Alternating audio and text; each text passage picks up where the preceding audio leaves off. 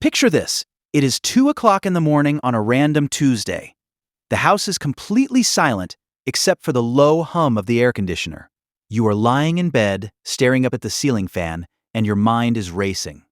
On paper, if anyone looked at your life from the outside, you are a massive success story. You are in your 40s, you have climbed the corporate ladder, or built a solid business. You live in a beautiful home with a manicured lawn, there are a couple of nice cars sitting in your driveway, and you have a retirement account that your 25-year-old self would look at in absolute awe. Your net worth is literally higher than it has ever been in your entire life. You played by the rules. You did exactly what society, your parents, and every financial magazine told you to do to become wealthy. So, why are you awake? Why does it feel like there is an invisible heavy weight sitting right on your chest? Why do you feel completely, utterly trapped? Welcome back to Grow with Tony. I am Tony, and today we are going to talk about that midnight panic attack that nobody, especially successful people, likes to admit they have. We are going to break down the one thing that matters infinitely more than your net worth once you cross into your 40s. But really quickly, just a brief disclaimer. I am here sharing my experiences and educational concepts, so please do not take this as official, personalized financial advice. All right, let's get into it. I have spoken to so many people who are living the exact reality I just described. We are talking about high earners, doctors, lawyers, corporate executives, successful entrepreneurs. They are incredibly smart people, but behind closed doors, they are absolutely exhausted and secretly terrified. They lie awake wondering what happens if their company decides to restructure next month. What happens if someone in the family gets a scary medical diagnosis? What happens if the economy takes a sudden hard left turn and their income drops by 30%? Here is the hard truth that the mainstream financial industry rarely talks about because they are too busy trying to sell you investment products. When you are in your 20s and 30s, the game is all about accumulation. Grow the net worth, save more, invest more. Watch the numbers on the screen go up. And that is not bad advice. But when you cross into your 40s, chasing a higher net worth is no longer the ultimate game. It is actually the wrong metric to obsess over. There is a different concept that becomes the true secret to sleeping soundly at night. And today, we are talking about margin. Let me clearly define the difference between net worth and margin, because confusing these two things is the exact reason why millions of people who look rich are actually living in a state of constant anxiety. Net worth is simply a measure of accumulation. It is a dry, mathematical equation. You take everything you own, your house, your 401k, your savings, and you subtract everything you owe, your mortgage, your car loans, your credit cards. The number left over is your net worth. It is a scorecard. It counts what you have piled up. But here is what net worth does not do. It does not measure your freedom. It does not measure your control over your own time. It does not measure your daily stress levels, and it certainly does not capture your ability to handle life's inevitable plot twists without having a nervous breakdown. Let's use an analogy. Imagine you are driving a sports car down the highway at 80 miles per hour. Your net worth is how much high-octane fuel you have in the gas tank. Having a full tank is great. It means you can go far. But margin is the physical distance between your front bumper and the car directly in front of you. You can have a completely full tank of gas, a massive net worth. But if you are tailgating the car in front of you with zero space between you, what happens when they slam on the brakes? You crash. The fuel in your tank did not save you. The net worth did not protect you because you had absolutely no room for error. Margin is that space. It is the gap between what you have to do and what you can do. Financially speaking, margin is the gap between the income you bring home and the money you absolutely must spend just to survive. It is the breathing room in your bank account. It is the buffer that absorbs the shock so that when you hit a pothole, your entire life doesn't break apart. Now, you might be asking, why does margin become the absolute most critical metric in your life specifically after you hit 40? Why didn't we care about this as much when we were 25? There are 4 very real, very sobering reasons for this shift, and they all hit pretty close to home. First, your bounce-back window is closing. Let's be real. When you are 26 and you make a terrible financial decision, maybe you blow your savings on a failed startup idea, or you get fired from a job. It is a great story for a dinner party. You sleep on a friend's couch, you eat cheap ramen for 6 months, and you bounce back. You have decades of market cycles and promotions ahead of you to recover. But at 45 or 50, your runway is significantly shorter. The average person only has about 20 prime earning years left. a massive career setback, a bad investment, or a financial wipeout at this age carries so much more weight because there is simply less time on the clock to course correct.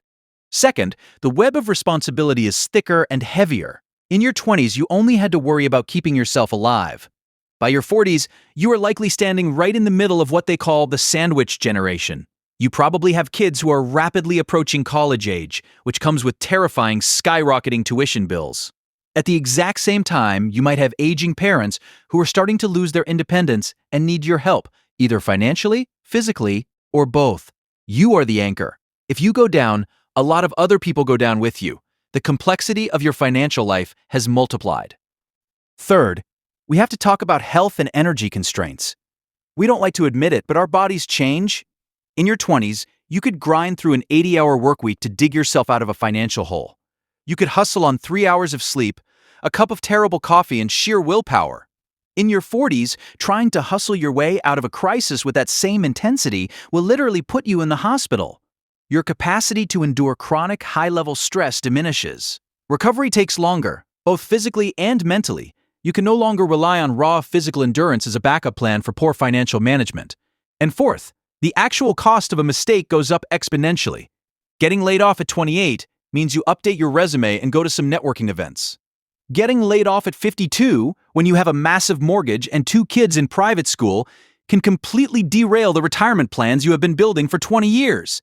This brings us to a really fascinating, terrifying statistic. A recent report from Goldman Sachs showed that around 40% of Americans earning between $300,000 and $500,000 a year say they are living paycheck to paycheck. Let that sink in. 40% of people making $500,000 a year are one missed paycheck away from a crisis. How does that even happen? It is not a math problem. It is a structural problem called lifestyle creep, and it is the ultimate destroyer of margin. Lifestyle creep is incredibly insidious because it is completely invisible while it is happening. It doesn't happen all at once. It happens one small, perfectly justified upgrade at a time. You get a promotion at work, so you trade in the reliable Honda for a luxury SUV. The monthly payment goes from $300 to $800. Then your end-of-year bonus comes in, so you decide your house is feeling a little cramped, and you upgrade to a bigger place in a nicer neighborhood. Now your mortgage is double what it used to be, and the property taxes are much higher. You want the best for your kids, so you sign them up for elite travel sports leagues and private tutors. Every single one of these decisions makes complete sense in isolation. You worked hard, you tell yourself, I deserve this. But collectively, these decisions act like a python slowly wrapping around your financial freedom. Your income went up, yes, but your fixed costs, the money you are legally obligated to pay to the bank, the school, and the car dealership every single month just to keep the lights on, went up right alongside it. In many cases, the expenses rise faster than the income. Your net worth on paper might be growing because you own a more expensive house, but your margin has completely evaporated. And here is the most dangerous, hidden consequence of having no margin. It literally makes you worse at making decisions. It lowers your effective intelligence. There is a fascinating field of study in behavioral economics that looks at something called the scarcity mindset. Professor Eldar Shafir at Princeton and economist Senthil Mullainathan have researched this extensively. What they found is that when human beings feel stretched thin, when they feel like they do not have enough money, time, or emotional bandwidth, their brains physically shift into a survival state. It consumes your cognitive capacity. In one famous study, researchers went to a shopping mall and gave people cognitive tests while asking them to think about different financial scenarios. When participants were asked to think about paying for a manageable $150 car repair, people of all income levels performed equally well on the tests. But when they were asked to think about a massive $1,500 car repair, the participants who were financially tight showed significantly worse cognitive performance. The mere act of thinking about a financial stressor temporarily dropped their IQ. When you are stressed about making a massive mortgage payment next week, your brain does not have the processing power to think strategically about a 5-year career plan. You stop playing chess and you start playing whack-a-mole. You develop tunnel vision. This is why people without margin make terrible financial choices. You stay in a toxic, soul-crushing job that is destroying your health because you are terrified of missing a single paycheck. You take out high-interest loans to cover shortfalls. You make decisions born out of desperation rather than opportunity. You become a hostage to your own expensive lifestyle. But when you have margin, the entire world looks different. Margin gives you the ultimate, most coveted superpower in the modern world: walkaway power. Let me paint a picture for you. Imagine two people, Sarah and John. Both are 43 years old and both make $150,000 a year. John has a net worth of about $500,000, mostly tied up in home equity and a 401k. He looks very successful, but his fixed monthly expenses are massive. He has a sprawling house, 2 leased luxury cars, and a lifestyle to maintain. He needs $12,000 every single month just to cover his baseline obligations. He is bringing home great money, but by the end of the month, there is maybe $200 left in the checking account. Sarah, on the other hand, has a smaller net worth. She has maybe $300,000. But she made very different, deeply intentional choices. She drives a reliable 6-year-old car that has been fully paid off for years. She lives in a beautiful but modest home that is well beneath her means. Her fixed expenses are only $5,000 a month. Because her overhead is so low, she has managed to build up $60,000 sitting in a boring, plain, easily accessible savings account. Now, imagine both Sarah and John walk into the office on a Monday morning. The company has just been bought out, the new management is toxic, and the boss demands that they both take a 20% pay cut and start working weekends. Or they can pack their desks. Who has the power in this situation? John has to swallow his pride and say yes. He is trapped by his high net worth and zero margin. He needs that paycheck to clear in 2 weeks, or his house of cards collapses. He is sweating. Sarah can look that boss in the eye and negotiate from a position of absolute strength. If they don't give her what she wants, she can simply smile, pack her desk, and walk away. Why? Because her fixed costs are $5,000 a month, and she has $60,000 in the bank. She can literally survive for an entire year without earning a single dime. She has space. She has options. She can take her time to find a job she actually loves. Sarah is the one who is actually wealthy, because true wealth is not the number on a balance sheet. Wealth is having control over your own time and your own choices. So, how do we transition from being John to being Sarah? How do we fix this and build an unshakable margin into our lives starting today? It is not complicated, but it is not easy, because it requires doing the exact opposite of what consumer culture tells you to do. Step 1 is a ruthless, unapologetic audit of your fixed costs. You have to lower the water level of your life. Sit down with your bank statements and look at what you are legally obligated to pay every month. Ask yourself, what am I paying for that is actively holding me hostage? Do you really need a $700 a month car payment? According to Experian, that is the average new car payment right now. That is almost $9,000 a year tied up in a depreciating piece of metal. Could you sell it and buy something cheaper? Could you downsize your home when the kids leave? It might sting your ego for a hot minute, but let me tell you, the feeling of physical relief when your monthly overhead drops by a few $1,000s is intoxicating. It is better than driving any luxury car. Step 2 is hitting the pause button on the upgrade cycle. You have to break the link between earning more and spending more. The next time you get a raise or a bonus, pretend it never happened. Set up an automatic transfer so that extra money goes directly into a separate savings account before you even see it in your checking account. Drive the functional car for another 36 months? Delay the bathroom remodel? Stop looking at your neighbors and trying to match their spending. Remember, you have no idea how much debt the guy next door is in to afford that boat. Stop selling your future freedom to buy present-day stuff. Step 3 is to build a massive cash buffer before you obsess over maximizing investment returns. If you go on the internet, financial bros will yell at you that holding cash is stupid. They will say inflation is eating your money and you need to put every single dime into the S&P 500 to get a 10% return. Listen to me very carefully on this. Your emergency fund, your cash buffer, is not an investment. Stop looking at it like one. It is an insurance policy against disaster.